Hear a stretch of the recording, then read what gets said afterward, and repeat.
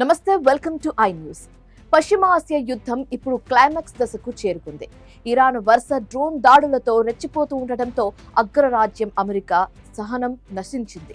శనివారం రాత్రి ఇరాన్ పై అత్యంత భారీ స్థాయిలో విరుచుకుపడేందుకు వైట్ హౌస్ రంగం సిద్ధం చేసినట్లుగా తెలుస్తోంది.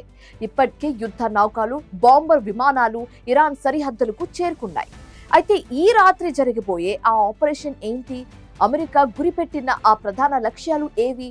ఆ వివరాలు ఇప్పుడు స్పెషల్ రిపోర్ట్లో చూద్దాం. గడియారం మొల్లు శనివారం రాత్రి వైపు పరుగులు తీస్తోంది. ప్రపంచం మొత్తం ఊపిరి బిగబట్టి చూస్తోంది. ఇరాన్ తన డ్రోన్లతో గల్ఫ్ దేశాల్లోని అమెరికా స్థావరాలపై దాడులు చేసిన నేపథ్యంలో అగ్రరాజ్యం ప్రతీకారేచ్ఛతో రగిలిపోతోంది.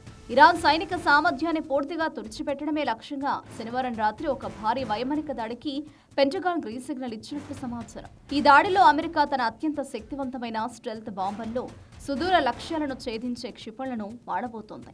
ముఖ్యంగా ఇరాన్లోని అణు కేంద్రాలు, క్షిపణి తయారీ కేంద్రాలు, నేవీ స్థావరాలే లక్ష్యంగా ఈ దాడి జరుగుతుంది. ఇప్పటికే పర్షియన్ గల్ఫ్లో అమెరికా యుద్ధ నౌకలు యుద్ధానికి సిద్ధంగా ఉన్నాయి. ఇరాన్ ప్రెసిడెంట్ క్షమాపణలు చెప్పినప్పటికీ అమెరికా మాత్రం చర్చల కాలం ముగిసింది. ఇప్పుడు కేవలం చర్యలే మిగిలి ఉన్నాయన్న సంకేతాలను పంపుతోంది. ఈ రాత్రి జరగబోయే దాడులు ఇరాన్ చరిత్రలోనే అత్యంత దారుణమైనవిగా ఉండబోతున్నాయని విశ్లేషకులు భావిస్తున్నారు.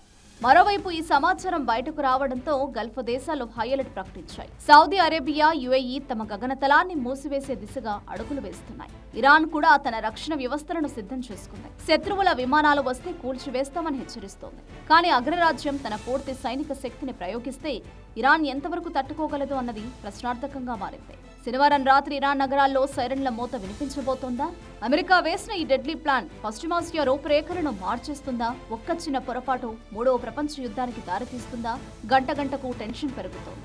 శనివారం రాత్రి ఏం జరగబోతుందోనని యావత్ ప్రపంచం ఆందోళనగా ఎదురుచూస్తోంది.